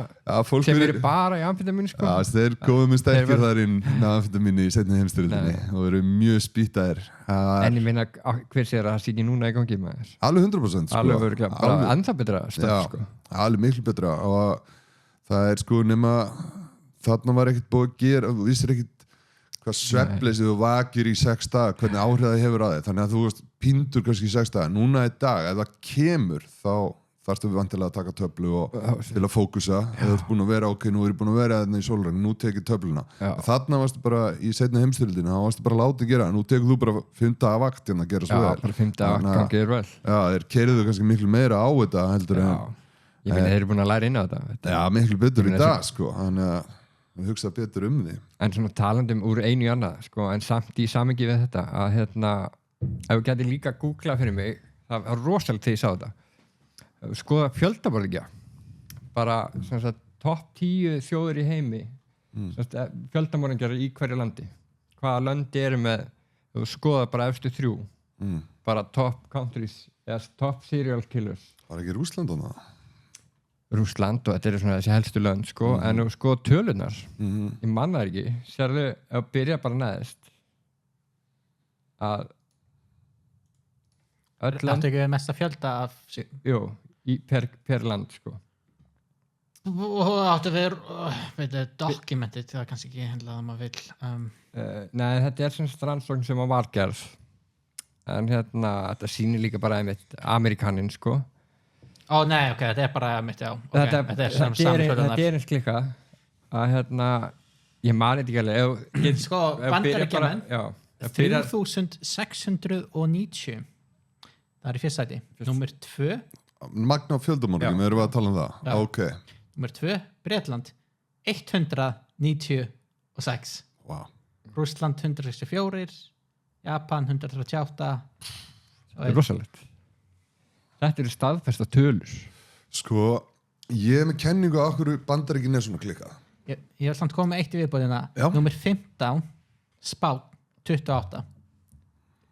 Það er strax komið niður í 15 Og Bandaríkin Fyrir neðan 3000 eða 30. eitthvað. Pæli í því sko En sko, líkt á genin sem er í gangi þarna. Núna, Bandaríkin er ekki það gamalt. Nei. Það er Bandaríkin er mjög ungt land. Það er ekki langt síðan að... Yngra en Ísland sko. Já, og það er ekki langt síðan að þetta var bara fullt af Indjánum og síðan bara ykkur í slæpingjar þarna. En síðan kemur allir saga þarna. Og ímyndaði líð, það er á tímabili, þá fengstu pening fyrir að skera höfulegrið af Indjánunum og mæta með það. Ríkisstjórnin borgaði þér fyrir það. Svo ímyndaði liði sem kom frá Bretlandi og einhverju löndum sem byrjaði Bandaríkin. Það var þetta snaruglu gen. Þetta var bara svona, hei, ég fengi að drepa fólk og fengi borga fyrir það. Þetta er í gangi og þetta er eiginlega svona styrst síðan það var. Þannig að allir geðsjúklingarnir komu og Bandaríkin eru stofnuð að bara snaruglu liði. Og þannig að það er ekki það marga kynslóðir síðan það var. Og ég held að þetta genin séu bara svo biluð af því að þannig að safnaðist allt bila fólki saman, sko. Þetta er náttúrulega ógeðslega góð kenning sko. Ég meina bara með þessa tölur þá Já, og bara hvernig þeir eru svo skúlsjútingi, eru svo rugglaðar eitthvað, sko. spissegn og ég held að það bara veri bara fæði borga fyrir að drepa fólk, yes, bara höfulegri, ég mættir. Síðan var þeir alltaf að drepa Mexikanina og skára þeim höfulegri og svindla þannig, þetta var bilaði tími. Sko. Skemmtilegt eitt hérna, það er, sko, frá Vilda Vestrinu, þú veist, ef þú fyrir á bar og ferði skot, það byrjaði í Vilda Vestrinu því að skot í byssuna þína kostaði svo mikið og þú varst bara ekki úr Eyðimörk, þú veist, með Vilda Vestrið. Þannig að þú fórst oft á bar og skiptur á einu skoti og einu litlu glasi af viski og þá kom þetta orð skot, fá sér eitt skot. Ég skammast mér nú að vita þetta ekki sem barsjótt. Okay. Ég vilja vita þetta með þess. Þetta er skemmtileg. Þetta er góð, já, mega sans líka. Já, hann er byrjað þetta orð eitt skot. Svo við förum alveg í byrjunin aftur. Það er ofsakvíði, ég ætlaði nú að ræða það. Já. Bara glemdi því. Við fórum hana í ADHD, við fórum í þunglindið og ofsakvíði myndumst aðeins á hann. Og ofsakvíði er eitthvað fyrirbæri sem getur komið út á ADHD. Já. Og það getur líka komið mikið út á áföllum og þetta kemur eiginlega alltaf svona yfirþyrmandi tilfinning og sérst að kafna, hjarta sé að gefa sig eða sérst að deyja á einhvern hátt. Það virðist alltaf leiða út í það og fólk á til að detta bara niður í götuna þegar það byrjar að glíma við ofsakvíða. Og þetta er þetta versta sem getur komið fyrir. Það var einn viðkomandi, hann á bróðir sem var að glíma við ofsakvíða og hann var alltaf að setja út á bróðir sinn. Bara hvað er aðeins? Maður bara gat ekki skilja þetta. Síðan lendi hann í því, hann fekk hjartaflögt og það þurfti að stuða hann með rafmagnstekki til að koma hjartanu eftir í gangi á honum. Hann fekk ofsakvíða eftir það, bróðirinn sem alltaf verið að setja út á hinn bróðirinn og þá loksins sagði hann við hann, ég skil þetta hjá þér núna, sko. Þannig að þetta mætir úslega vanþekkingu. Mikilli, sko. Ég þekkja bara sjálfur. Ég var í sambandi með stelpu sem var að díla við þetta. Og ég var alltaf, þú veist, það munir að kvíða og ofsakvíða. Þetta er tvennt ólíkt, sko. Já, þetta er alls ekki sami hlutin. Alls ekki sami hlutin og ég held það. Af því ég þekki alveg kvíða, skilur. Ég með smá félag með ADHD. Ég náttúrulega tengdi ekkert við ADHD þá en ég var alveg fengið smá kvíða. Þetta er bara, en svo því ég fekk taugavall, núna fyrir 2 árum, þá upplýði ég mitt ofsakvíða. Bara eins og þetta lýsa, ég gæsa þú bara, ég maður alveg, þetta er nefnilega svakalegt að díla við, sko. Já. Og þetta finnst mér líka fólk kvíða og ofsakvíði. Ég held að fólk vatti ekki alveg, þetta er alveg sitt hvort hlutir. það er bara tvennt og, þú veist, ég var alltaf, já, bara kom bara með markþjálfan, þú veist, eitthvað peppa, þú veist, bara horfum á eitthvað jákvætt og þú veist, byrjaði bara það virkar, þú veist, þetta var bara trigger og ég var bara að gera þetta verra, sko. Já, það er sko, manneski sem fer í ásakviða, þetta byrjar svona, þetta er svona bolti sem rúllar inn í þeim, sko, þetta er ekki svona eins og varandi kvíði, við stressaði fyrir föstudeginum, heldur bara allt í einu situr mannskja og síðan bara gerist eitthvað og þá bara, ég fekk svona auka kipp í hjartað, segir maður sé hjartað bara, þá bara, auka kippur í hjartað, hvað, er eitthvað að núna? Og síðan bara, það er kannski eitthvað að og þá byrjar svona hægt að rúlla dett inn í þig, bara svona hverfur inn í hausina þér og byrjar svona, kannski er eitthvað og strax og það byrjar, þá byrjar að kalla, þetta er svo sterkt fyrirbæri ofsakviði að byrjar að kalla fram svona einkenni sjálfur, hjarta byrjar að slá hraðar fyrir vikið, og adrenalin byrjar að fara á milljón, þá bara okkur er blóðþrýstingurinn byrjar að ofanda hvað er að gerast hérna, okkur er hjarta núna er hvað að gerast og þá byrjar að fara í svona lúpu sem verður svona hraðari þannig að hjarta byrjar alltaf að slá hraðar og síðan byrjar að svitna og endanum með það, ég er að fara að deyja og veist, þetta er svakalegt sko þetta er svaðalegt og algengt að ég fari inn á spítalan og láti hlusta á sig og strax á læknirinn segir það er ekkert að þér, stættu bara upp, labbaði hér og þá bara, og þá einhvern veginn róast allt niður kerfið og fer heim aftur þetta kemur oft eftir áfyll og sumir eru samt bara með þetta út af yfir þyrmandi álagi bara of lengi og það er svo kerfið byrja að gefa sér bara kvikna undan þessu sko en það, ef ykkur er að glíma þetta og þá er rosalega gott að finna sér eitthvað sem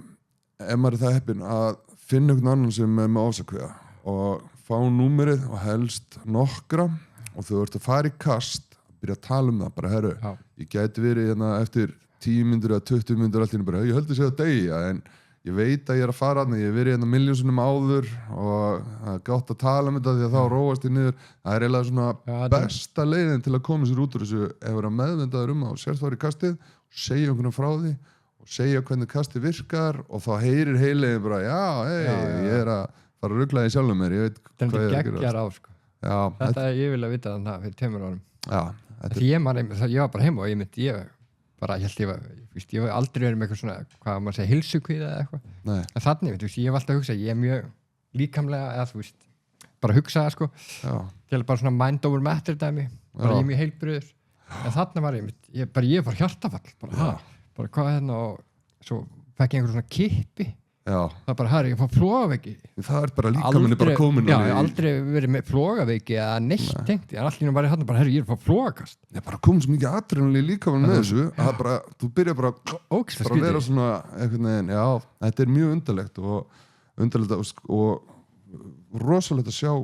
hvað gott ofsakviðakast getur búið til bara einkennin þú bara byrjuði í hausnum maður sko þetta er bara vísindilega sanna líka bara með þunglyndi og annað sem bara slæm andleg líðan hún framkalla líkamlega viðbröð bara eins og þessi stelpa sem ég var með í sambandi hún var að díla á alls konar líkamlegt stöf sem bara seinna meir kom í ljós bara líka eftir að ég skoða og svona þegar ég sá hún fór að vinna í sínu málu að hérna fullt af líkamlega dóti henni var bara þessi kvíði og áföll sem hún lenti og brútal hlutum sko það var rosalega að sjá sko þegar hún fór að vinna í kvíðanum þessum ofsakvíða og fekk þá hjálp sem hún þurfti og þá lagaðist fullt af líkamlega dóti sem hún búin að vera að díla við mörg ár Þetta er alveg sattjáður að það er algjörlega búið að sanna þetta enn og aftur að andlega líðan hún lýsir í líkamanum hún sér að fólk sem er lífsglatt og bara líður það svo vel sér það svo fallegt í framann það er einhvern veginn bara glóir, alveg glóir sko það er bara það er gleðin sem fer bara út í líkamann en síðan er það bara þú heitir þunglita mannsku og þá er hann svo ofta hann að glíma við eitthvað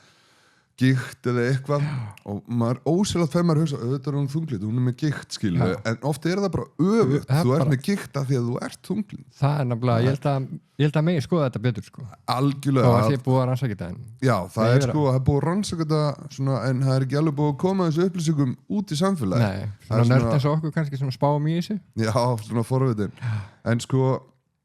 það er samt svo erfitt þú ert að glíma þungliti og ert að glíma kvíða og þetta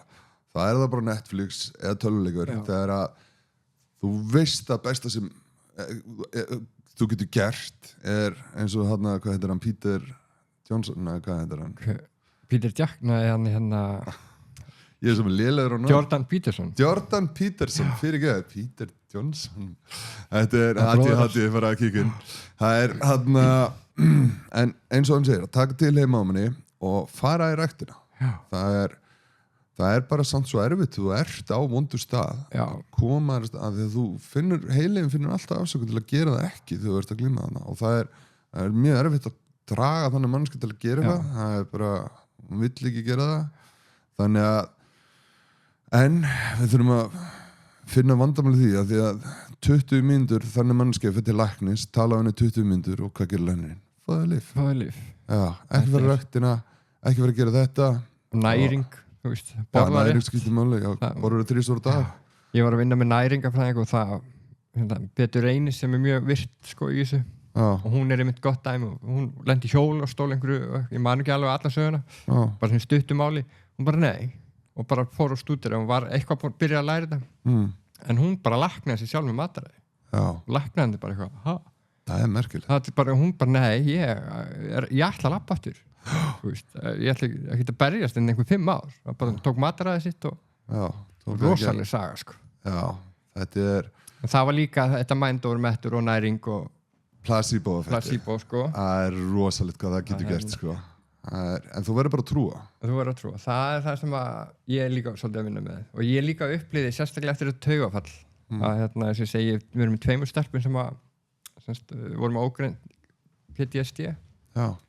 og svo margt sem ég sá hjá þeim sem ég skildi ekki og ég var alltaf að laga með einhverju svona peppi þú veist, margt sjálf getur hjálpa ADHD kannski, þú varst ekki með alvarlega eins og ofsakvíða eða svona alvarlegt þunglindi þess að alltaf munur á ADHD burnout til dæmis það er alveg eðlilegt, við lendum átt í burnouti ég sá, Davíð setti það hérna á skjáin þarna er áðan, getur sattmarkað um þetta? Ég sé svo illa, ég næ ekkert að lesa þetta það er burnout-ringurinn það er að vera að tala fyrst út spenntur og vilt byrja á einhverju nýju áhugamáli eða einhver svoleiðis byrja á verkefni, byrjar á því síðan byrjar ADHD að kikka inn sem svo oft sagt sko þú verður að byrja aðeins að trufla svona og þú byrjar ekki að hugsa almennilega verkefni og síðan það byrjar líða eins og þú verður að byrja detta eftir á og svo ert ekki að gera verkefni almennilega og þú byrjar að truflast þannig að þú ferði í einhver annað til að reyna að kópa við það eins og bara, þá reynir þau annarkvort bara að seinka verkefninu flýja verkefnið eða bara kannski fer bara að hugsa í sjálfum þér eitthvað annað og út af því þá líður eins og þú festist í verkefni sért ekki gera með verkefnið og hættir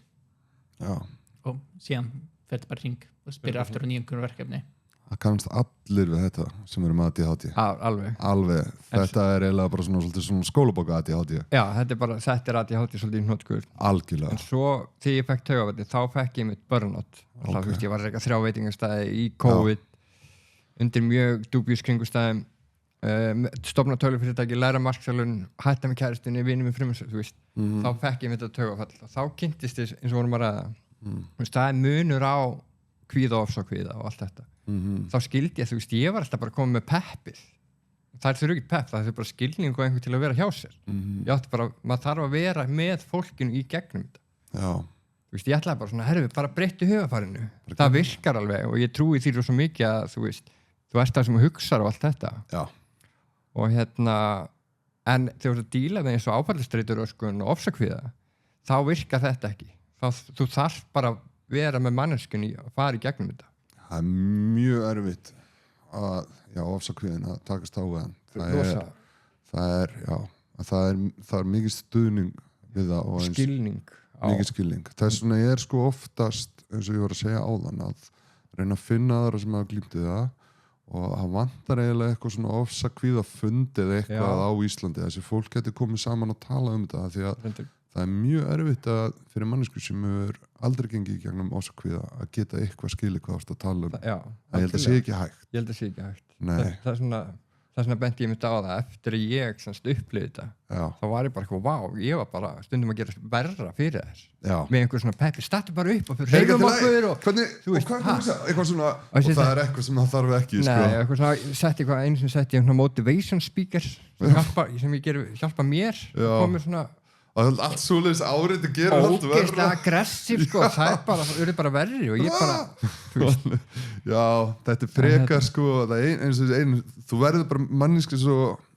bara ef þið þekkja eitthvað sem að ganga ef eitthvað að hlusta það að segja en já, ef þið þekkja eitthvað með ásakaða bara munið það að láta manneskuna að tala, spyrja hana spurninga bara hei, hefur gengið í gegnum þetta áður ok, og hversu oft hefur gengið í gegnum þetta og er þetta eitthvað öðruvísi núna nei, er þetta ekki í sama, þannig að hugsaðu að gerist ekkert í hinn 200 skiptin sem þú varst leið svona 50 skiptin, hvað svo ofta er þannig að okkur þetta að gerast núna og síðan,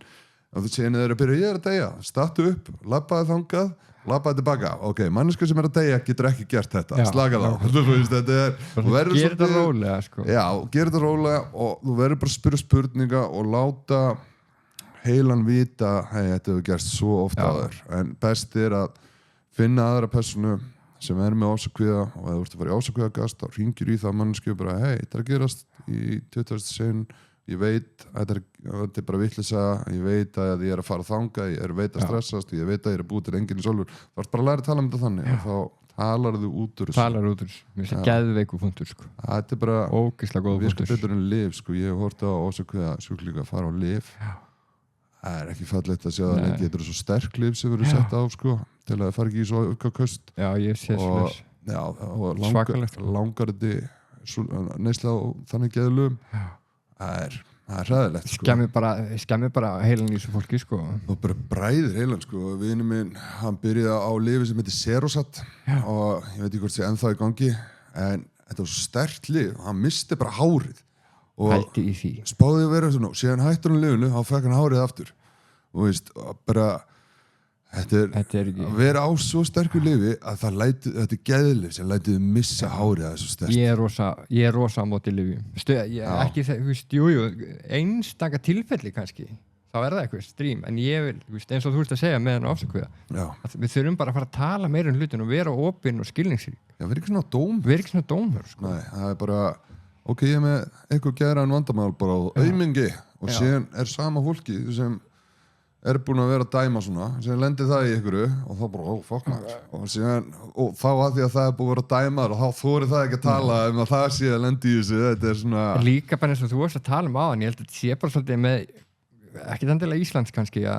með þetta, þú veist hann er bara eitthvað geðveikur, þú veist og svo byrjar þetta fólk heim og byrjar í fórstustellingun og er bara svipið með aðstæðum en þorir ekki að segja, hei, ég veit hvað það gangi í gegnum af því það kannski heyrir það einhver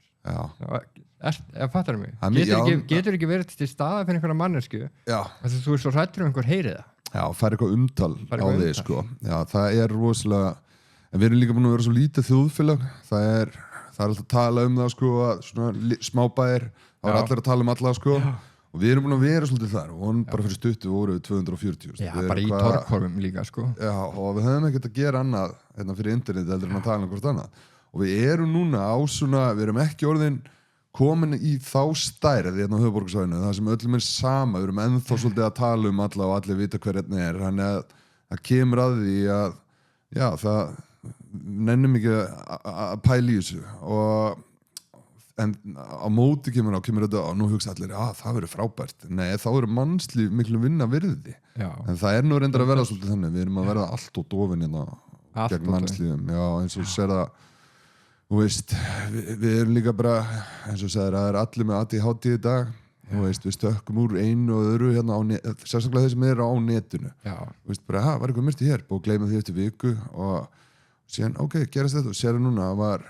hræðilegt mál í gangi með 10 ára stelpur núna sem var hryllilegt mál og allir velta sér upp á því og síðan kemur núna mál þar sem einhver flugmaður var að drepa sig og það er allir bara svona komnið þangað einhvern veginn svona næsta hættir að pæli þessu það er alltaf svona hoppandi yfir í einu alla en þetta er einhvern veginn svona brjálæri smá tíma og búið virðist ekki að hafa meiri áhrif á það nei, ég sammála sko það er gott dæmi það að þú veist þegar það var reynd að skjóta fosseta hérna í gamla dag þá fjöllu fjölmiðlar það bara í mánuð 2 jafnvel og allir ennþá að tala þetta bara hvert er heimurinn að fara nú er búið að skjóta á Trump og síðan var eitthvað sem ætlaði að drepa núna aftur réttum dag það er allir bara það er ekki að pælís og þetta dæmi með P. Diddy og þú veist það er svo náttúrulega líka þú veist, heimurinn hefur alltaf verið sko, ef við fyrir bara að skoða Rómverja sko, sprengla sko. En nú þetta bara orðið svo opið sko. Ég meina undirheimar á Íslandi hafa alltaf verið ofbeldisfullir. Nú bara fólk að heyra meira af því sko. Þó þetta sé nú orðið mjög grófara heldur en kannski þegar ég var eitthvað í kringum þetta fyrir 20 árum sko. Einu munurinn ég veit ekki hvort það sé grófara en eins og þú sagðir, við höfum bara meira upplýsingaflæði sko. En það einu munurinn í dag svo mikið verið að nota hnífa og það þriðja ástæðan af hverju ég ætlaði að segja það, nú man ég af hverju það var, takk fyrir það þarna af hverju allt orðið svona skrítið. Það var læknirinn með pilluna búin að þá séum fara allir í dæmið, það var internetið og þriðja ástæðan var það og ég veit að þetta rosalega tabu að tala þetta en þetta kemur frá vinum mínum sem akkurat ennþá, ég var búin að kúpla mig úr þessum svoköldu undirheimum þegar að innflytjandinn byrja og Schengen dæmi byrja að koma þarna og hann sagði við mig, þetta var málið þetta eru svo skipulega glæpasamtök sem eru að koma þarna núna að við þurfum núna að hópa okkur saman við Íslendingarnir þannig að þessuna breytist harkan hérna og það að því að útlendingurum kom með þessu hörku inn í undirheimana hérna og það bara að koma til þessi ræðsla og þá byrju allir með hnífa vopnabörðurinn hérna að því að það sem ég vil helst ekki vera að segja einhvern sögur þannig sögur sko, en það voru þarna sögur sem Íslendingarnir voru bara oh my god, ég vil ekki lenda í þessu ég vil frekar vera tekin bara upp í sveit og lamin smá í staðan fyrir að vera tekin í bústaði einhverja daga og píndur á hræðilegan hátt og það var bara algjörlega nýtt fyrir okkur, við vorum bara einhverju sveita lúðar í undirheimunum þannig að við syngum samkomulagi og allt það og við opnum svolítið landi fyrir og núna í dag, þetta orðið ruggla með það sko og það fyndið, núna, það endar almenningar og nú var nú bara lögreglustjórinn að segja að á síðustu 10 árum þetta búið að breytast mikið hérna en smásalan hafa búið að taka rosalega yfir smásalanni að útlendingar eru búin að gera það og veistu hvernig þið gera það? Og voru með heimsendingar þú þurftir alltaf, ef þú ætlar að kaupa kannski 1 gram af kókaíni eða spýt þá þurftir kannski fara þú veist, fólk segir alltaf í Breiðholt það enginn að selja í Breiðholti hvað það eitthvað, jú, en oftast var það frekar Vesturbær, Reykjavík borgar þessi Gísli Marsteinn býr og þetta lið sem heldur að það sé í góða hverjunu, nei, það allir dópstunni sko. og fór alltaf nýri bæjan á en allavega sko þessi númer, það byrjuðu að koma útlendingarnir og þeir kerðuðu bara dópið heimdín þóttu að væri bara að kaupa 1 gram að mæta heimdín og bara á einu ári náðu þeir yfir smásölinu svona því þeir skutluðu svo allir hindin Íslendingur voru ekkert að gera það þannig að það var bara að byrja allar að hringja í útlendingana Íslendingur kannski byrjaði að ræði núna en síðan þetta líka svo skipulegt að ef þú ert með eitthvað númer og þú hringir í það, alltaf sama númerið nema þér býðið hei, getur þú hringt í þetta núna við ætlum að loka þessu númeri og þá koma alltaf skutluðu til þín þetta eiginlega aldrei sami bíllinn og 3 mánaða fresti þá breytist andlitið því að þá sendaði gaurinn út og þá kemur annar og tekur við númerið sko gæinn sem var að tala við síman ekki sami gæinn og kemur til þín á bílum sko. það ekki þannig þetta orðið svo rosalega skipulegt hjá þeim sko. og þetta erfitt fyrir lögguna að díla við þetta en við veitum ekki hvað við getum gert í þessu núna það er vondi, við getum ekki lest allan vanda Herru, fyrir að segja þetta gott Já, ekki, ég held að við getum talað saman í bara sólarhring sko. Já, það 3. tilbúðum, ég ætla að fá mér að borða Ég mitt að fóra einu fyndu á beintinga Já, ég bara loksins komst Já, gaman að koma Ég vona að koma síðan aftur Það væri gaman að fá þig aftur Þetta fer á stað Það ekki, þá kemur þú kynir í hana og segir okkur meira frá þessu Já, það skal ég kynna mér aðeins betur með ADHD og með skólana, langar að ræða það meira Ég held að þú Endilega, mér finnst báðir áhuga á því sko Já, mér finnst það mjög áhugavert hvernig þetta svona kennslu hvernig við getum breytt í með því að setja því áhuga sko. Nei, þetta er náttúrulega ekki þú segir þetta Nei, ég er búin að vera liggja yfir þessi 2 ár Ég er semst búin að skrifa bók fyrir stráka 12-25 ára hvernig geta díla við setja ADHD án lyfja og samhliða skrifa í bók fyrir aðstandendur þannig að drenginni lesa bókina og aðstandunum sama tíma þannig að þau eru samtaka þannig að ég er að útskýra fyrir aðstandanum hvað hann er að gangi í gegnum og hvaða ráð eru og hvernig hann getur verið stuðningur á meðan er viðkomandi drengur að læra inn að sjálfum sig og hvað hann getur gert þetta langar mér að fara með í skóluna Frábært maður, já, ræðum það sko, eitt sem er verða að henda í lokin sko, er með lyfin, af því við erum greinilega báðir á móti ef þú heldur að þú getur tekið 8 ára barn og gefið því lyf sem breytir hegðuninni og gefur í frá 8 ára aldri þannig til að er orðið úlingur eða eldra og heldur að hafi engin áhrif á þroskan eða hvernig heilin þroskast persónuleikan og... Já, þá verður bara að hugsa þetta betur alveg saman hvað læknirinn segir þú veist að gefa 8 ára barni sem að mótast þannig að heilin að mótast og heilinu þetta sér alla gáunar og hvernig það hegða og hvernig það kemur fram og þú veist að gefa þessu barni frá 8 ára aldri lyf sem breytir hegðuninni strax þegar það 8 ára en þú heldur að það hafi engin áhrif á þroskan og hvernig heilin mótast árunum sem kom eftir 8 ára aldurinn og þú ert að gefa þessu barni þetta lyf eru sterk þú þarft sterkt lyf þú þarft sterkt lyf til að breyta hegðun mannesku og þannig ef þú heldur að þetta hafi engin áhrif á þroskan þá skjáttlast þér þá getur ekki verið að móti eitilífum bara yfir höfuð sko. Takk fyrir þetta takk fyrir þetta, það var fín lokar takk fyrir mig